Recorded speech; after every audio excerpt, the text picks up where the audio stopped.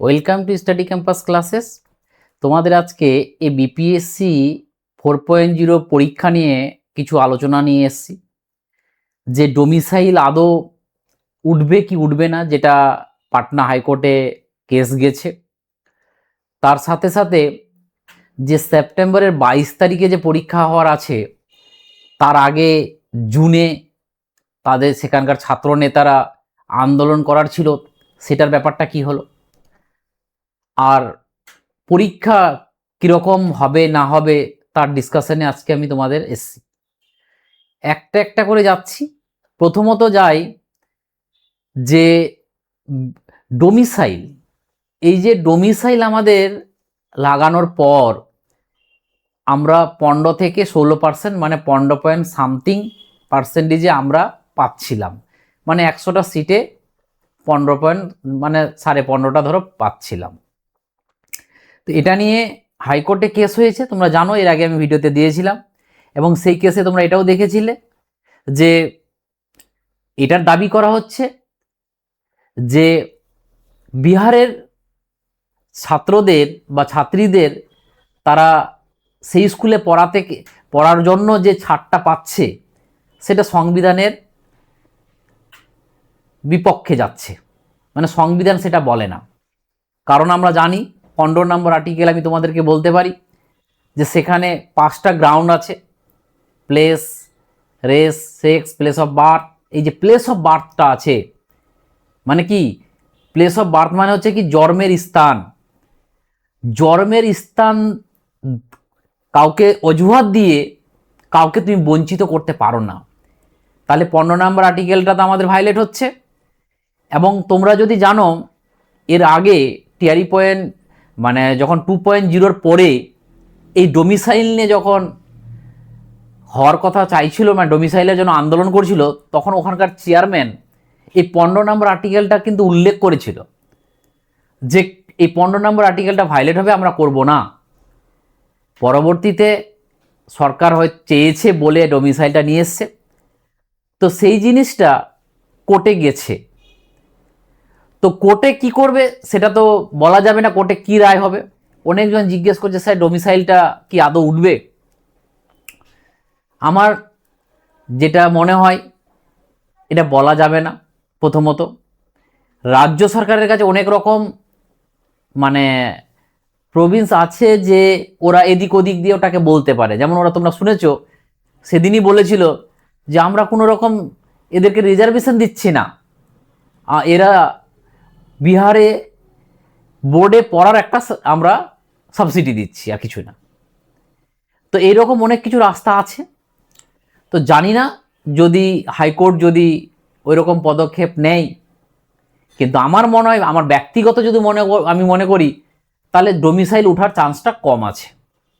আমি বলবো না যে হাইকোর্ট একদম তুলবে না, তো মানে সংবিধানকে যদি প্রাধান্য দেয় তাহলে তুলতেও পারে। ততএব আমি এইটুকু বলবো যে সেটা হলে আমাদের খুবই ভালো হয়, আর না হলে তো আর কিছু করার নেই।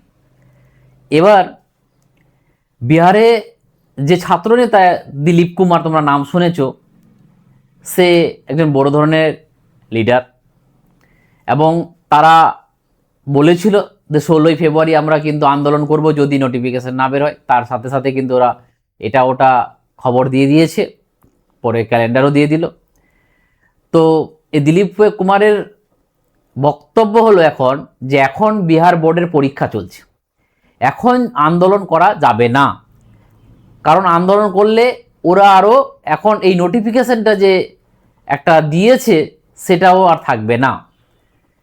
তো দিলীপ কুমারের বক্তব্য এখন একটাই, যে আমরা চাপ সৃষ্টি করছি, নোটিফিকেশনটা আগে বের করুক। এই নোটিফিকেশনটা যখন বের করবে তখন আমরা চাপ দিলে আর কিচ্ছু হবে না, নোটিফিকেশনটা বের করে দিবে।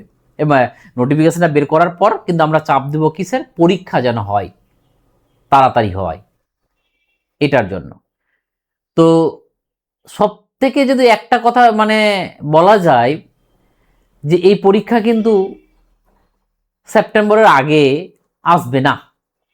অনেকজন জিজ্ঞেস করছিল, স্যার আপনার মতামত কি? আমার মনে হয় সেপ্টেম্বরের আগে আসবে না, যেহেতু একটা ওরা ডেট দিয়ে দিয়েছে। সেপ্টেম্বরের পিছনে যেতে হলে হতে পারে, কিন্তু আগে আসবে না। সরকার যদি চাইতো যে তাড়াতাড়ি পরীক্ষা নেব, ওরা কিন্তু নিতে পারতো। অতএব ওদের এক ডিলে করার ইচ্ছা, তার জন্য ওরা ডিলে করছে। তুমি কিছু করবে, ওরা একটু কাজ করবে, আবার কিছু আন্দোলন করবে, ওরা একটু কাজ করবে, এরকম করতে করতে আবার দেখবে নোটিফিকেশনটা বের হলো, যদি হয়ে যায় আবার পরীক্ষার জন্য আন্দোলন করতে হবে। একটার পর একটা কিন্তু আন্দোলন করতে হবে। তো অনেকেই বলছিল যে 25 তারিখে একটা আন্দোলন করার ডাক দেওয়া উচিত, কিন্তু 25 তারিখেও আন্দোলন করা যাবে না, কারণ 25 তারিখেও কিন্তু বিহারের বোর্ডের পরীক্ষা চলবে। তো এই মুহূর্তে কোনো রকম আন্দোলনের কিন্তু আপডেট আসছে না, কারণ ওদের মনে হয় আন্দোলন করলে বিপিএসসি এই টাল বাহানা দিয়ে যে 46,000-এর কথা বলছে, সেটাও হয়তো কিছু গল্প, মানে এটাকে পিছন করার কোনো গল্প বের করে নেবে। তার জন্য এই মুহূর্তে কোনো আন্দোলনের কোনো গল্প আসছে না। এবার কথা হলো যে কথার এক কথা, যে পরীক্ষা কিন্তু হবে, আজ হবে কাল হোক, 1 বছর পর হোক, 2 বছর পর হোক হবে, কিন্তু পরীক্ষাতে চাকরি পাওয়াটা হচ্ছে সব থেকে মূল কথা।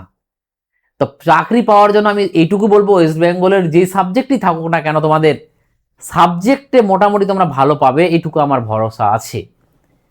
কারণ বিহারের ছেলেদের একাডেমিক লেভেলটা আমাদের ওয়েস্ট বেঙ্গলের তুলনায় অনেক কম। এবার বলবে যে স্যার ওই বিহারের ছেলেরা তো সব জায়গায়, ভালো ছেলের মধ্যে 10 জনের মধ্যে 2 জন থাকছে। হাই লেভেলটা আমাদের ওয়েস্ট বেঙ্গলের থেকে অনেক বেশি, কিন্তু আমাদের লো লেভেলটা আমাদের থেকে অনেক নিচুতে। আর এই মুহূর্তে কিছুদিন আগে আমাদের কিন্তু এসএলএসটি পরীক্ষার জন্য তোমরা কিন্তু সাবজেক্ট ভালো করেই পড়েছো, আর সাবজেক্ট যেহেতু ভালো করে পড়েছো, এখন কিন্তু গল্প হয়ে যাবে তোমাদের জেনারেল পেপারটা। এই জেনারেল পেপার বা কমন পেপার যেটা বলছি আমরা, 40 মার্ক, ইতিহাস থেকে থাকবে তোমার 8টা, ভূগোল থেকে 8টা, সায়েন্স থেকে 8টা, অঙ্ক থেকে 8টা, আর কারেন্ট অ্যাফেয়ার্স জিকে থেকে 8টা। তো এগুলোকে তোমাকে ভালো করে পড়তে হবে। তুমি যদি এগুলো 30+ পেয়ে যাও না 40-এর মধ্যে, আর সাবজেক্টে তুমি এভারেজ পেয়ে যাও না, আমি বলবো চাকরিটা তোমার হাতে। বিপিএসসিতে যতই কাট অফ বেশি যাক, কিচ্ছু মানে টেনশন করার কিচ্ছু নেই। জেনারেল পেপারটা একটু এনসিআরটি এসসিআরটি বেশ পড়ো। অনেক টিচার জানেই না যে বিহার কিভাবে কোশ্চেন বানায়, এবং ওরা উল্লেখ করে দেয়, আমাদের পিএসসির মতো না, ওরা উল্লেখ করে দেয় যে আসলে আমরা কি পরীক্ষায় দেবো, বলে দেয় এসসিআরটি এনসিআরটি থেকেই আমরা কোশ্চেন দেবো, এবং দেখা গেছে যে এমনকি উদাহরণ থেকে তুলে তুলে দিয়েছে। তার জন্য বলবো যে অত কিছু চাপ না নিয়ে তোমরা কি করবে, পড়তে শুরু করো। কি পড়বে? এনসিআরটি এসসিআরটি নিজে পড়লে নিজে, যদি মনে হয় টিচার নেওয়ার, আমরা একদম গোড়া থেকে শিখাচ্ছি এনসিআরটি এসসিআরটির বেস করে, এবং তোমরা আমার নোট দেখেছো, নোট কোয়ালিটি দেখেছো, এই হিসাবে বলছি তোমরা কিন্তু যোগাযোগ করতে পারো। স্ক্রিনে দেওয়া নাম্বারে তোমরা যোগাযোগ করে নেবে। এটাই ছিল আজকের আপডেট। থ্যাংক ইউ, আবার পরে আমাদের দেখা হবে। টাটা।